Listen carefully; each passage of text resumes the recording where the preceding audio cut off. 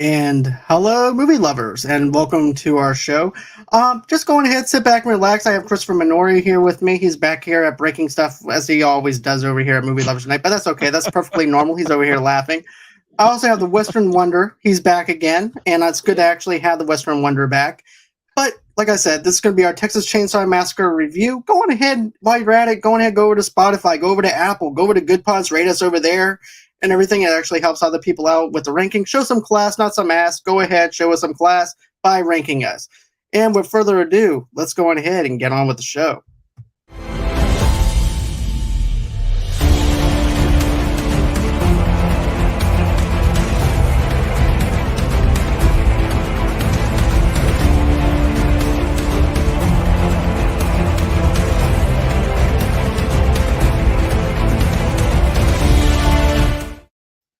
All right. So, like I said, we have Christopher Minori, and we also have the Western Wonder here.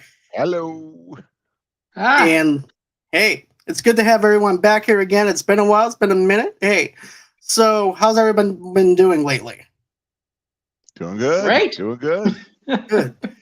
All right. So, like we said, Texas Chainsaw Massacre. This is the 2022 film that got released on Netflix. And a matter of fact, this movie was not even filmed in Texas at all. It was filmed in Bulgaria, believe it or not. And this movie, I'm not sure if it has a budget listed or anything like. Nope, doesn't even have the budget listed. But it clocks in at 81 minutes, so that's actually perfect for a Texas Chainsaw Massacre movie. It's not 2 hours long or anything like that for like the origin stories that we got from the other Texas Chainsaw Massacres. So therefore, you're able to just hop on right on into this thing. But what I have to say is this movie is not that great. And that's just coming off out of the gate. If you're expecting a positive review from either one of us, it's probably not going to be that great. But there is some, for me, there are some aspects into the film that I really did like. And to me, the two sisters were the standout in this movie. To me, that was the chemistry that actually had something going for it for this film. And a matter of fact, like I said, this also starts off 50 years later after Leathercase Killing Spree in 1973. So this is actually a direct sequel to the 1973 film. So they're actually kind of doing a John Carpenter's Halloween kind of vibe to it and having that horror trope like Laurie Strode. But the only thing is, the Laurie Strode character is a whole lot better than this character. Because when you're introduced into Laurie Strode from the 2017 version of Halloween, we actually see her being a badass. You actually see her booby trap in the house. You get to see her being prepared for Michael. With this one, she's slaughtering a pig. This character is slaughtering a pig. She doesn't really have anything going for herself or anything like that. She's not mentally prepared to take down Leatherface, but she's going to act like a total badass and everything. But that character was very wasted. The characterization of that character was very wasted in this film, especially when she winds up taking the shotgun to him, and then she winds up trying to shoot him. And then that's when he takes the chainsaw and picks her up and cuts her in half. And then she somehow managed to survive it after that. So that was something. Yeah, it's the Dick Howard effect, isn't it? Yeah. Right. Yeah. Here's this guy we've been building up all the way, and I know we've already shit on The Shining, but I'll shit on it a little bit more. and Howard comes in, and after all that buildup, he dies almost immediately, and that's what you got going on with Sally Hardesty too. Having said that, I got to be honest. I actually liked the first 2/3 of this movie quite a bit, and then it all went downhill. What'd you think, Cord? That's true. Well, honestly, I have Western in my name. I think I would like it by default, but that's not the case here. I think this movie continues the trend of the latest remakes, where it's just a mixture of the nostalgic purpose, the original themes that were featured in previous movies, and as well as the modern themes. And I think this movie definitely presents that well. The story is a bit by the numbers, but I can say that the gore in this movie definitely delivers from some latest movies that I've seen. Just in comparison, they can't beat this at all. So that's a positive I can say about it so far. There's some good gore effects, man. When that dude has his face half hanging off, that's you can't. No, I agree. Definitely good effects. Yeah. Definitely. This actually had more practical effects in it than CGI because I noticed some people over in the horror group that I'm in, oh, it had too much CGI. I'm like, really? That's actually practical effects, dude. That was actually pretty cool because you can even tell when Leatherface is actually pissed off at the fact that he killed the mother and everything, that she was taking care of him, and she winds up dying, and then the guy goes on ahead, tries to turn off the oxygen tank, then all of a sudden he breaks it and then starts stabbing his own self with the bone sticking out, which I thought was really over the top, but it works for That was the what they were first trying to do. jump. That was pretty badass. I gotta admit, that That was was. awesome. We're watching, and all of a sudden when he starts doing that, and we're just like, "Oh, what the fuck? That's Oh awesome!" yeah, we're in for something. Right. And I have to say, I did like that part. I thought that part worked. Like I said, the two sisters were the standout to me. Also, too, this also has a little bit of a meta kind of feel to it, though, because of the fact that while the girls are inside inside this truck stop getting food and stuff like that, you wind up seeing a small TV screen being played from stuff that happened in 1973. And so then all of a sudden it comes back and she's actually watching the TV and it's giving you a report of stuff that happened in 1973. So that way the audience will know, hey, look, this is happening. This happened in 1973. These are the events that happened. Now we're into the present day of Leatherface. So they did a good job of introducing the world to Leatherface in case anybody who hasn't seen it in a 2022 kind of way.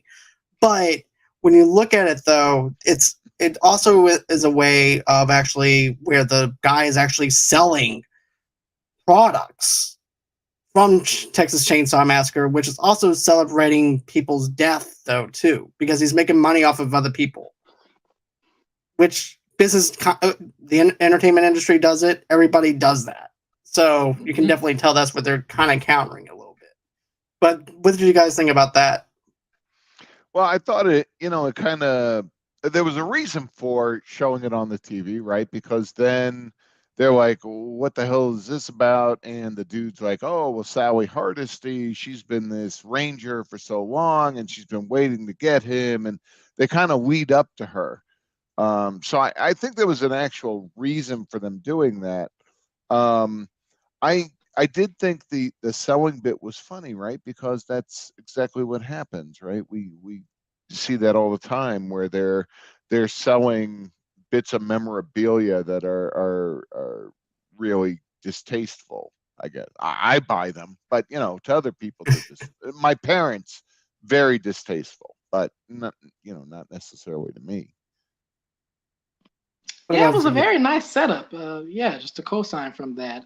Nice little opening number. It takes a while before you actually see the classic character. It's just anticipating.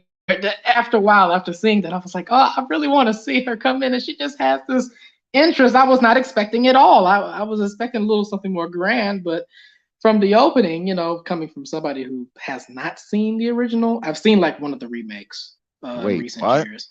You haven't seen the original?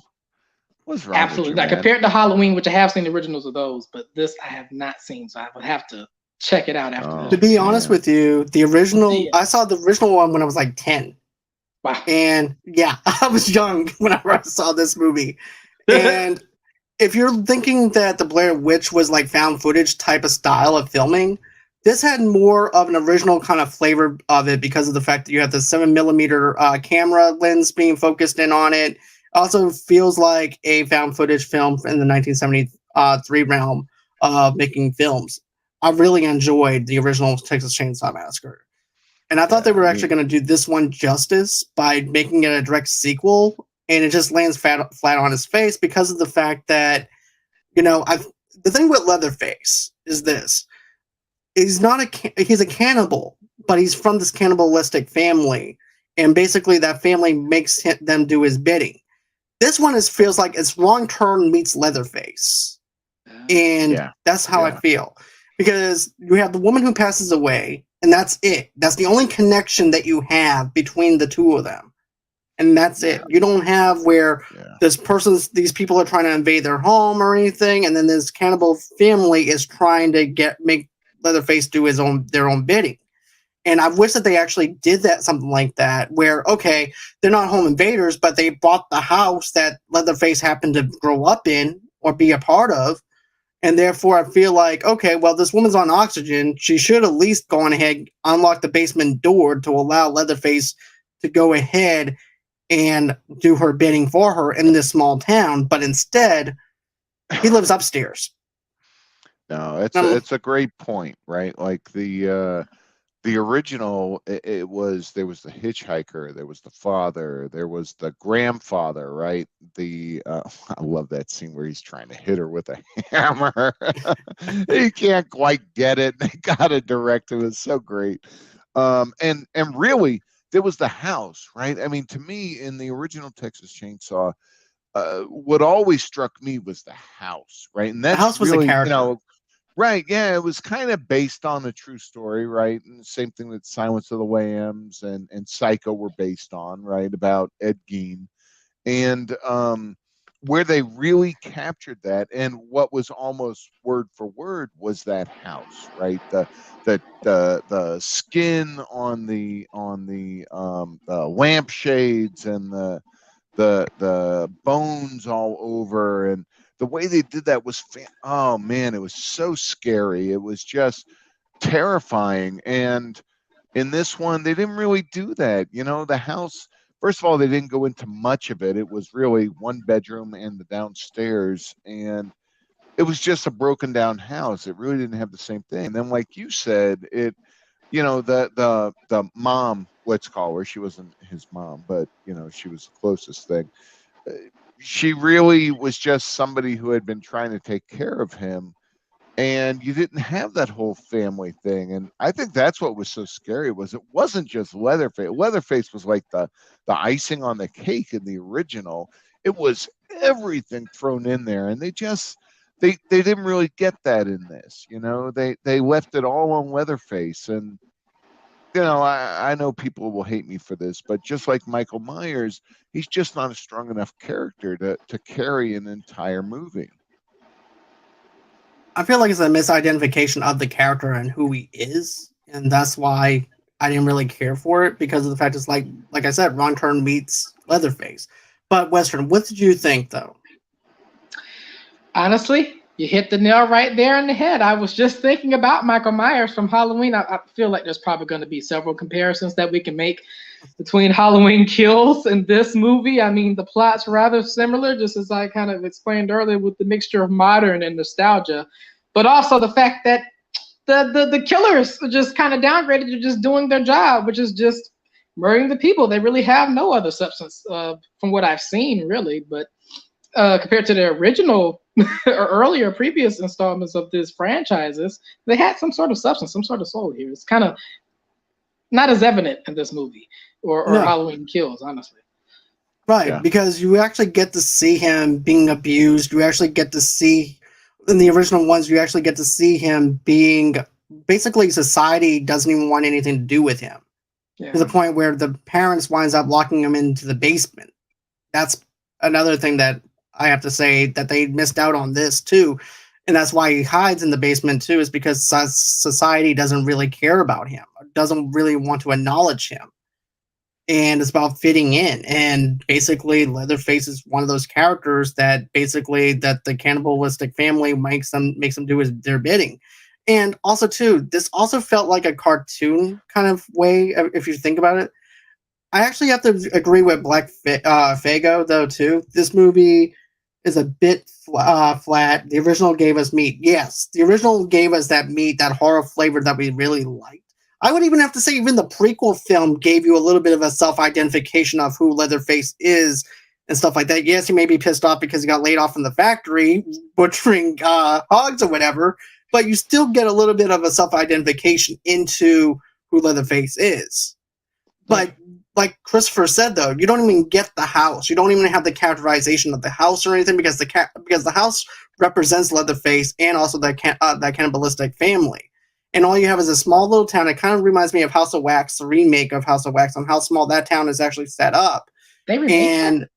Yeah, they remade House of Wax in 2000. With Paris Hilton of all people. Yeah. Oh, that was the latest one. Okay, I thought Yeah, that was that's the one a I'm talking about. continuation from that one. I was like, oh no. I was probably they direct didn't to do video. that.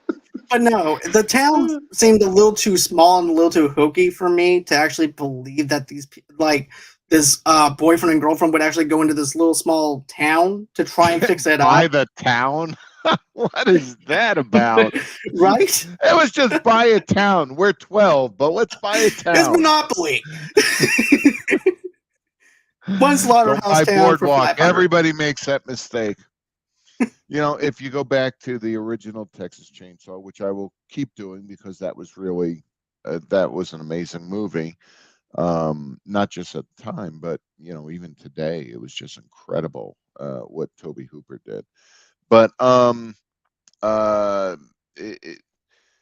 you go back and Leatherface really wasn't that different than what they made him in this movie, right? There wasn't any background into him. You didn't know anything about him.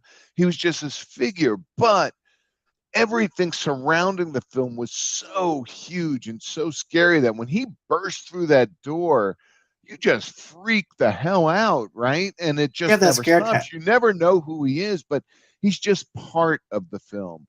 And trying to make him the lead character of this film without making him a character, right? Without giving us background into him, without if you look at Rob Zombie's film, right, his first one where he or I'm sorry, not for Texas Chainsaw, but for Halloween. Yeah, the first Halloween he did, where he really gives you background on Michael Myers. It was great. It was at least as good as the original, and I don't care who gets mad at me for saying that. I love that. It was amazing the background that he puts into Michael, right?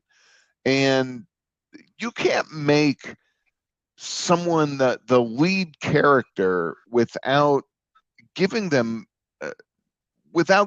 personality, without giving them a background, right? You look at Hellraiser, Pinhead, incredible background we have on him, and he holds the film, right? You look at Halloween, and I'm sorry, but Michael Myers is not the star of that. It's Jamie Lee Curtis, and we have all kinds of background on her, right? But then you look at this, and it reminds me of the Friday the 13th movies, where Jason again there's not a whole lot of background on him. We know he was a kid at one point. We know what happened to him, but every movie after that is just him killing people. But you're only going there to see them killed, right? I mean, that's really what it is. It's a slaughter film.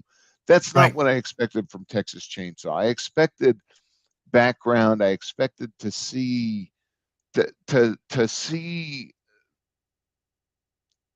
Gosh, I don't even know what I'm trying to say. It's okay. I think I know where you're going with it, though. A movie, right, with more than just killings. And they kind of started leading up to that, but then they threw Leatherface in there, and they really never did anything at all with him. And that's where the failing is. The failing really is in that last third of the film, where it just doesn't really go anywhere, does it? No, and he's also missing his chainsaw through the whole entire thing of it, too. And also, too, can I just mention how quiet this chainsaw is as well? It's like it's quiet chainsaw.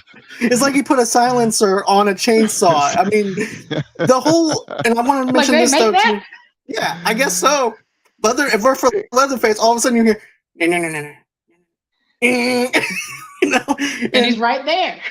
Right. But here's the thing, with the original Texas Chainsaw Massacre and the other Texas Chainsaw Massacre movies, the things that they managed to do right with the prequel and also the sequels of the early 2000s stuff was we actually got to see the danger of Leatherface and who he is. With this one, I didn't feel no sense of danger. I felt like I was watching a cartoon the whole time.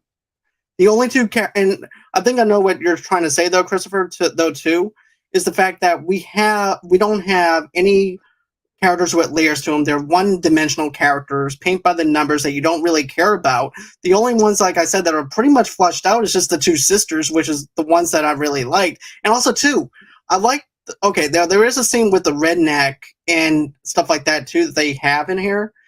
And yes, they're actually going in for the wokeness and stuff like that too inside this movie, but it's also geared towards the 2022 film audience. But I like how it focuses on the political issues and stuff like that in the film, and then also too, you're thinking this redneck is just like a ball bag, a total douchebag, and then when the black guy actually gets his face slaughtered off a little bit. Because I actually like the cosmetics for that, though. To be honest with you, I actually liked how the guy's face was mangled up like that. That was gruesome. But the redneck went on ahead and checked on him. He put his differences aside and had a little bit of a redeeming quality about him, where he's like, "Yeah, we had our issues and everything, but let me check on him." So I liked how they did that. They kind of redeemed his character, and then they killed him off like they do with any other movie whenever you redeem a character. But I thought that the redeemable quality of that character was really good and set up that way.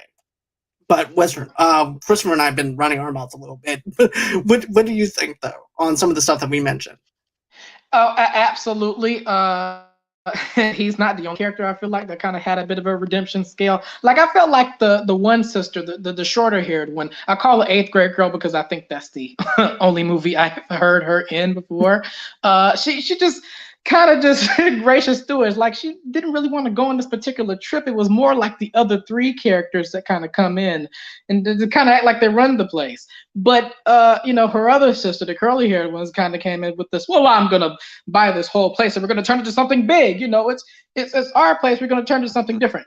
And throughout this movie, I just kind of was not feeling her in some of those elements. She was just a bit too pompous, but she definitely kind of redeemed herself closer to the end when she was trying to save her sister from the leather man trying to, kill them off, and nobody lives. It's just him. So I liked her redemption plot as well, alongside the trucker, who I think had probably one of the most gruesome deaths in the movie, alongside Sally and the black guy, the black woman. That was like a side character. There was some gruesome moments. Well, I wouldn't even put the black woman as a side character, though, too, because she was only in it for like 5 minutes, not even 5 minutes, because she was just there to introduce the town to this new restaurant that they're trying to make.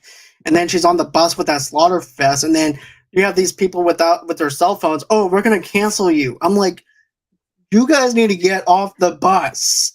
We're going to cancel you. That was when I heard that line, I said, it's over for you. You stupid, you lay man. one hand on me, you're going to get canceled. Canceled? Oh,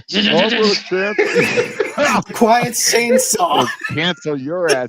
You know what was crazy was nobody ever said what was going on, right? I mean, this woman, the bus driver, they're on there. The woman knew that this guy had gotten all slashed up and never says anything to anyone, right? She just kind of keeps it to herself, and they don't even explain why she does it, really.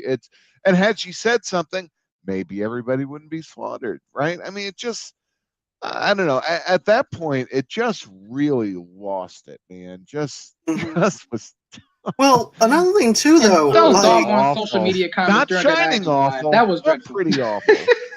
To be honest with you, though, another thing too is, okay, when the old woman had a heart attack and then they're actually blaming themselves for the heart attack, I'm like, wait, how is that even your fault? I understand that the woman is over, you know what I'm saying? She's having a hard time dealing with the fact that someone bought her house and everything, but at the same time, I thought she might have poisoned her or something, and I went over there to look at that scene again.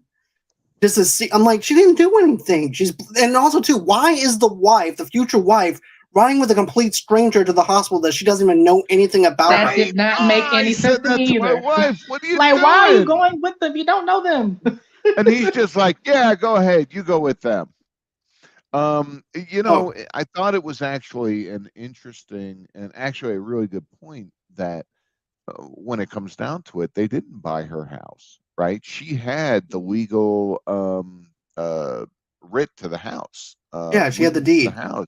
Yeah, she had it. Right, they never did, and I really liked that point. But then again, okay, so she dies, but they didn't take it anywhere after that, and that's the problem. Is they had a bunch of really interesting points that they just never took anywhere. I feel like somebody wrote the first half of the script, and then somebody just shit out the second half, right? That's how it felt to me. Definitely. Is that And crude? no, Can I say that? Can I say shit on your show? yeah, you can say shit. I heard worst. Well, I'm not going to because I don't want to go to hell. I got church on Sunday. Well, you already have a channel that says I'm. You already have a YouTube channel that already has a cuss word in it, Chris. Just I saying. do. My web series. I fucking suck at video games. That's true. So there you That's go. true. But before we actually do a little bit more of this, though, too, of the review, I just want to mention this. We are going to be doing a giveaway on Christopher Minori's Texas Chainsaw Massacre musical, so which will be better than this film. So It's already better than this film. So stick around on how you can win and receive that digital copy of the Texas Chainsaw Massacre musical. Also to Black Fugo. I'm sorry if I'm butchering that. I do apologize. Black But she Fuego. said, Fuego. Sorry, I've worked Which 8 is hours. a badass name. I'm just You're going to good, I love say it. It's a badass name. But she It is. says that she was disappointed because the movie didn't scare her. It didn't even have substance. It was not. It was not giving her heart. horror to me. Right. And she asked the same question about the bus too, and also asked the same question about the ambulance ride. Why is a complete stranger doing that? Why? Like, don't worry, I'll go with them, and nothing's gonna be wrong. Oh no, everything's gonna be perfect, But some of the kills though to me were stylistic to the point where it was like unbelievable. Okay, Leatherface pops out of the water. And then he throws a chainsaw at the girl to injure her, so that way she doesn't run anymore. I'm like, no. I thought throwing the chainsaw was pretty cool. I'm going to throw that out there. I thought that was pretty cool, man. That whole shot of him throwing it, I thought that was kind of neat. But again, a new way of actually doing it. I do give him props on some originality with it. It just didn't land well. It didn't land for me. It landed. It landed on her.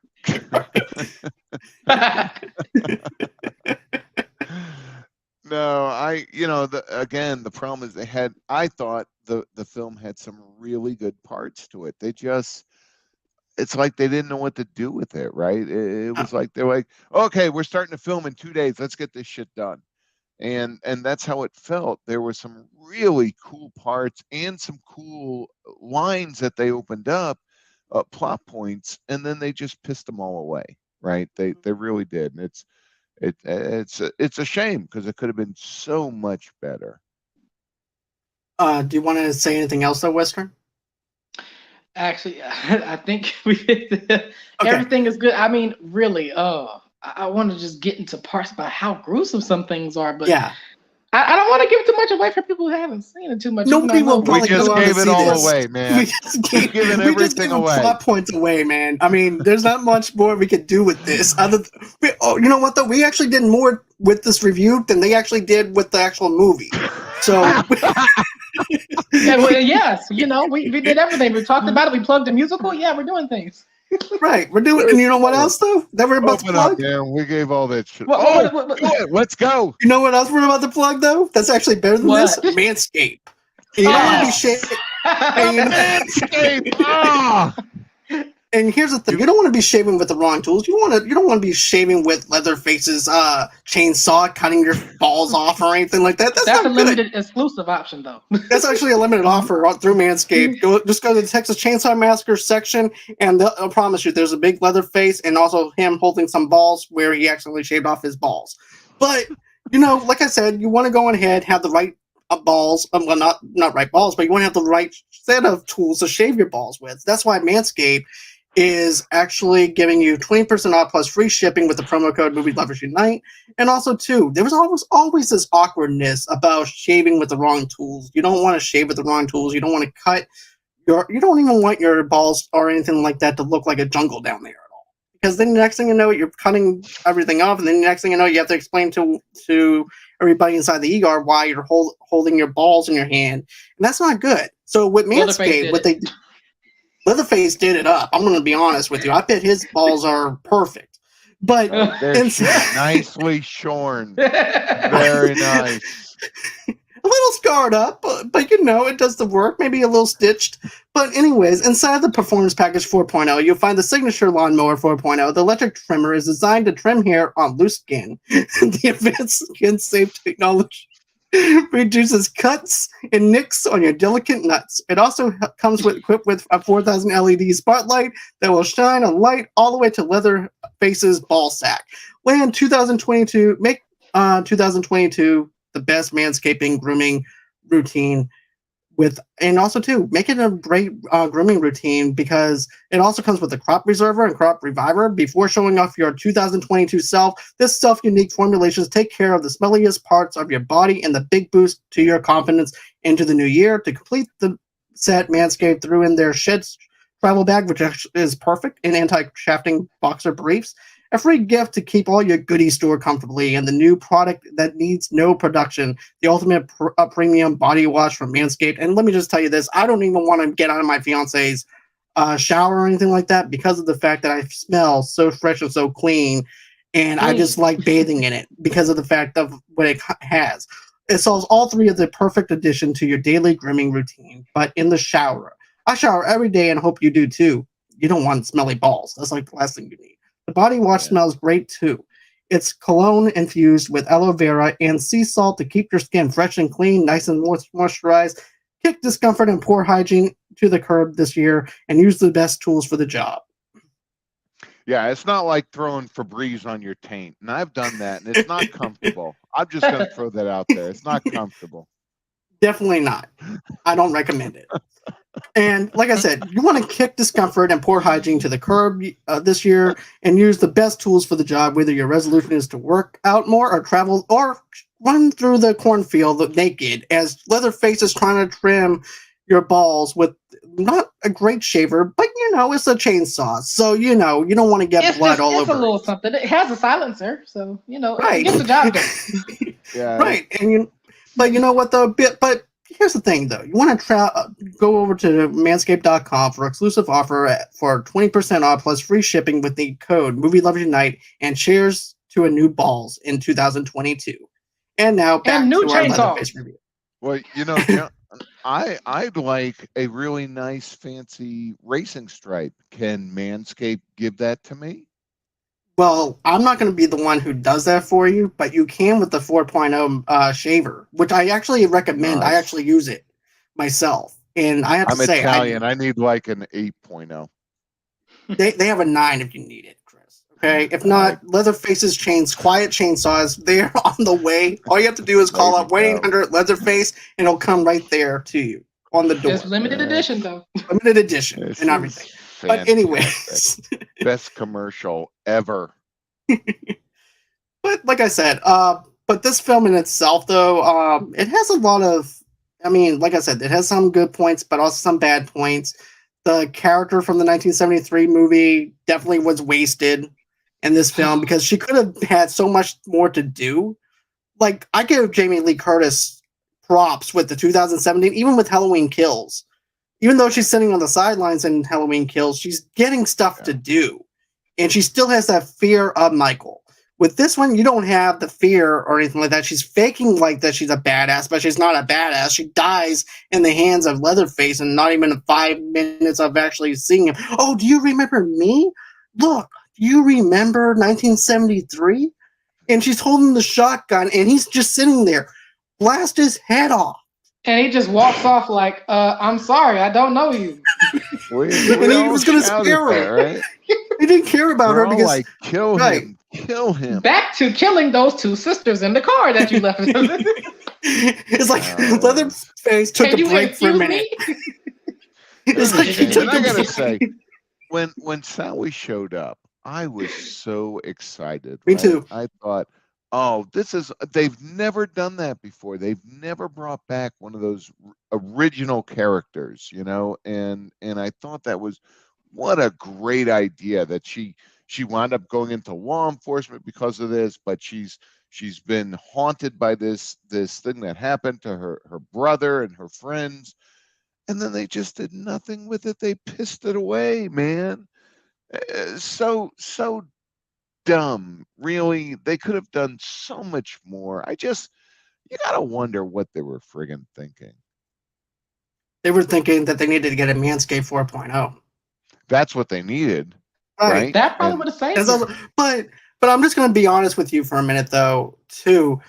Like, when we see Sally and everything, it doesn't feel like a badass moment. It doesn't feel like anything. She's slaughtering a pig. It just feels rushed. It didn't feel like anything that was there, to be Yeah, honest it with you, wasn't beneath giving the me anything surface. that Halloween was giving me.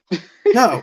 Like I said, Jamie Lee Curtis might have been sitting on the sidelines on Halloween Kills, but Right, but they she gave was her in it. stuff to do.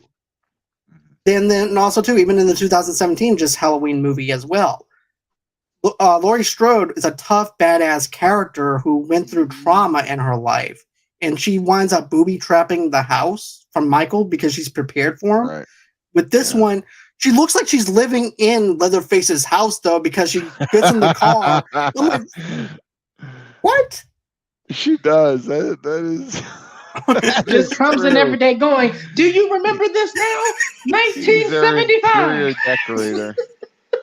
But I know that I talked about this just a minute ago, but it looked like Leatherface was just tired from killing people and he just needed a break. So she just Yeah. comes over there. He's like, "Do you remember 1973?" He's like, "Look, lady, I'm tired. I just got done slaughtering some people on the bus and everything. This is like the last thing I want to talk about. So you go your way, I'll go my way. We don't Yeah, meet in just between." walk off over here. Yeah. And she wasn't taking no for an answer. Next thing you know, she winds up getting killed, and then she gets tossed into a thing of trash bags, and then she goes on ahead and puts a shotgun, and shoots him. I'm like, wait, she would have died from that.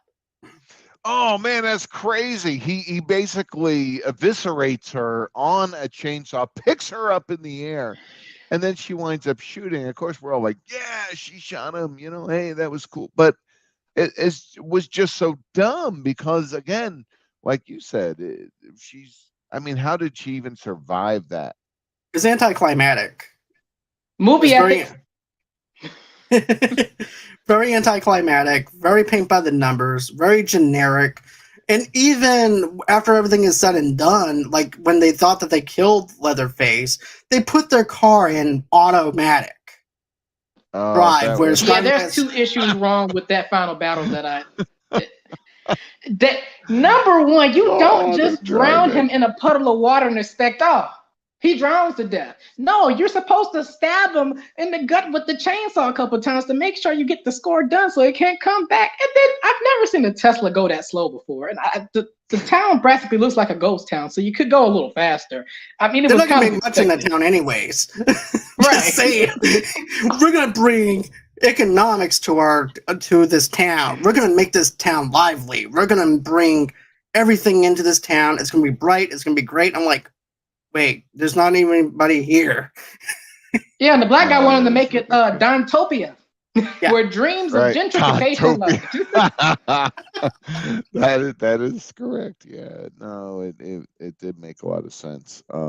Although I will say that last shot where after he cuts her head off and he's doing his chainsaw and he's got the head, and that was a pretty masterful shot. It was a great yes. shot. Unfortunately, how did he even manage to kill her, right? I mean, at that part really didn't even make sense that he suddenly came back right after, Well, the car because was only moving 5 miles an hour on yeah, auto. Just as slow as Leatherface's chainsaw. it is taking off and that chick is just screaming her head off. Just Right, I I was don't know like, what what? these guys were Why? trying to do. Why? Cut the eighth grade girl screaming and Leatherface, I bet you won't come back here anymore. Go Right? on, get. You done. You're done. But also, too, I actually was too lazy to shut the movie off after the words were playing. Yeah. There's actually an So end you saw credit the clip. scene. Which Yeah, you I'm brought like, up to me literally an hour or two before we started this thing. I right. was like, oh, there is. And I pulled it up and I said, oh, he walks back to the. That He walks it? back home after an That has to hour. be Yeah. the least interesting post credit scene I've ever seen. It was very disjointed, to be honest with you, Western. Yeah. And I think the perfect thing that they could have done was have him go back home, and now they're actually trying to fight him in his own home. Yeah, like it should have been longer. No, I thought it was kind of an interesting thing in that, he's not just going home. His home has been this this orphanage. But where he was going was, that was the original farmhouse where the first movie took place. And so I actually thought that was kind of interesting, because it's like, oh, now he's taking us to where the whole thing started. But unfortunately, the rest of the film really didn't. It just didn't make that good enough, right? Had they had a better part, then it might have been exciting, going, oh, he's going back to the house, but where was the rest of the family? They weren't there in the entire Yeah. film. So it just killed it for me. Same here. It didn't do anything for me. This movie was poorly done, poorly executed. I don't even recommend buying this on Blu-ray or anything like that if it ever releases a Blu-ray release. But what I hope that they do, though, is I don't instead even of recommend stealing it. Don't even steal it. It's not worth stealing it. Don't even bootleg it. No. Just leave No it right there. bootlegs. It's not worth But- it. It's like, it's a waste of your bandwidth. Yeah, leave it on Netflix.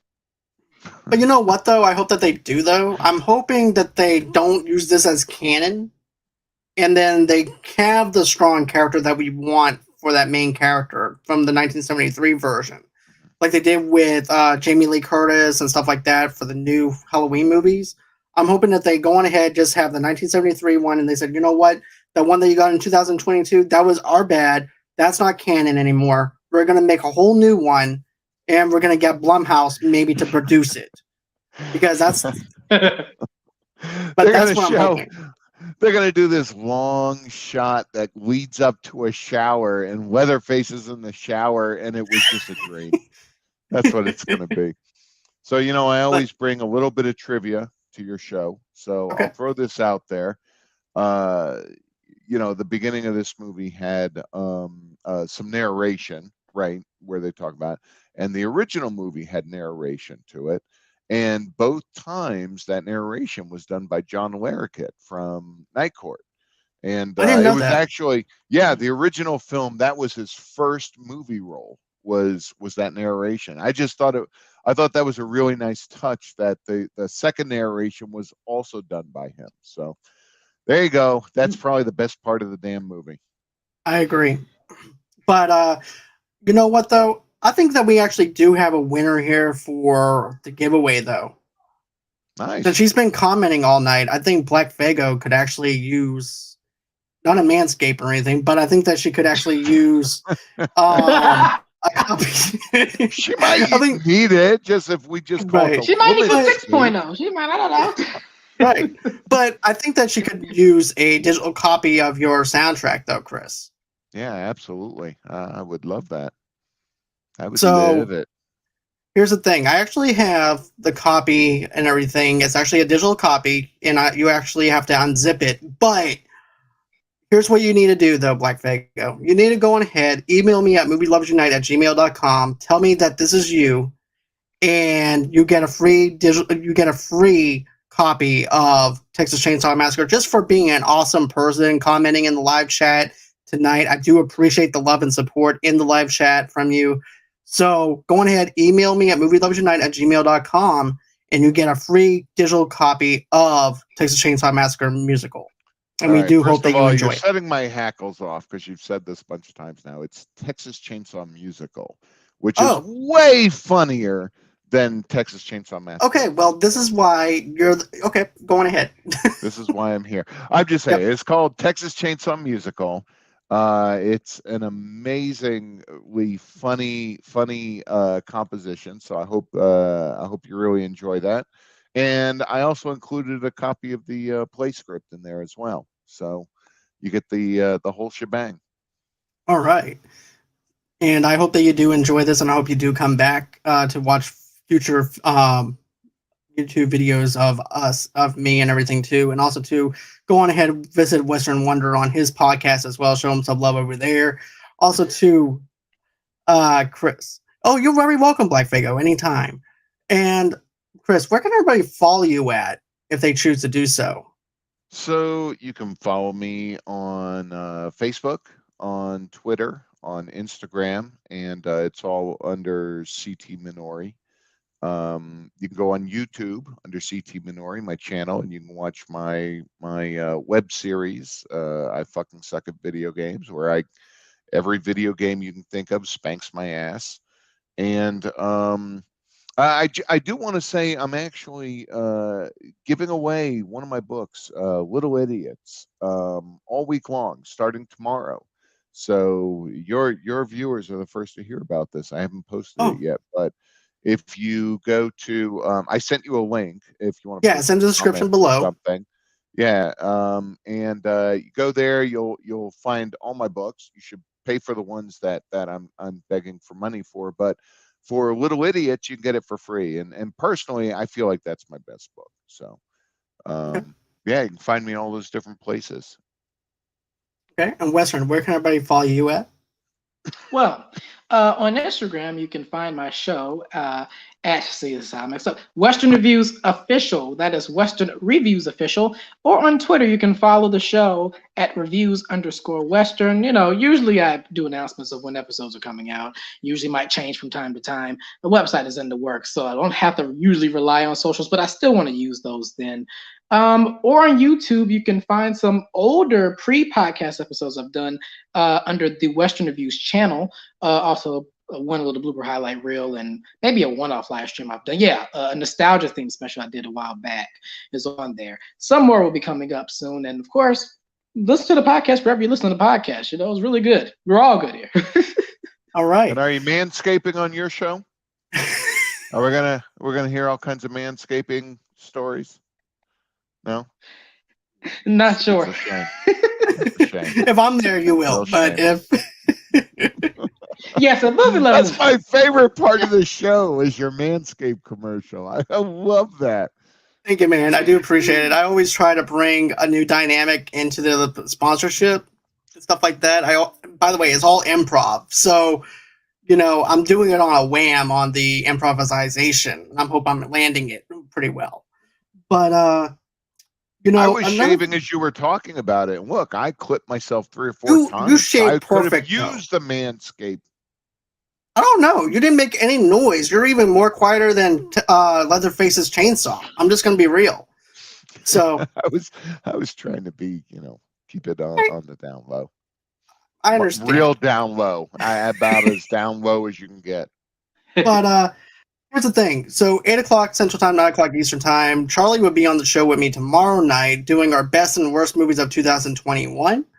And then after that, Wednesday night, Rossi McCree and actress Rossi McCree, that is going to be joining me for our Sidney Poitier review. This is actually going to be wrapping up our Black History Month. As a matter of fact, I extended it all the way out into March because of the fact Black History Month is actually the shortest month in February.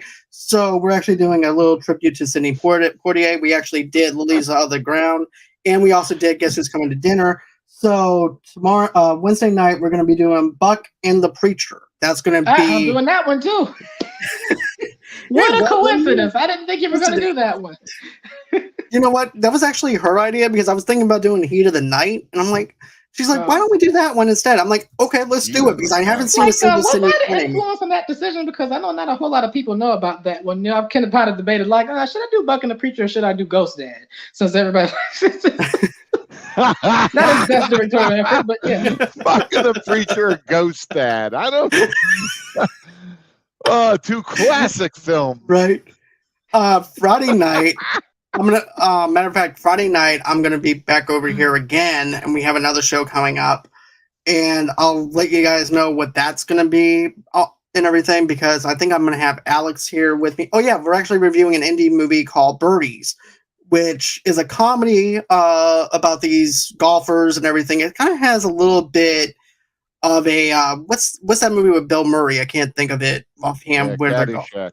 Caddyshack. It has a little bit of a Caddyshack flavor mixed in with a little bit of Happy Gilmore. It's a great film. It has like a little 90s really vibe to it mixed with 2000s. Yeah. But is a lot of fun. But yeah, the director actually messaged me off of Twitter and wanted me to review his film. So Alex and I will be reviewing that at 9 o'clock Central Time and also too at 7 o'clock Pacific Time. So that's everywhere and everything that I'm going to be doing for Friday. But thank you again, Black Fago. We do appreciate it. Thank you for commenting, and I hope that everybody enjoys the rest of their night. And always, until next time, guys, it's been real. It's been fun. I can't wait to do this again.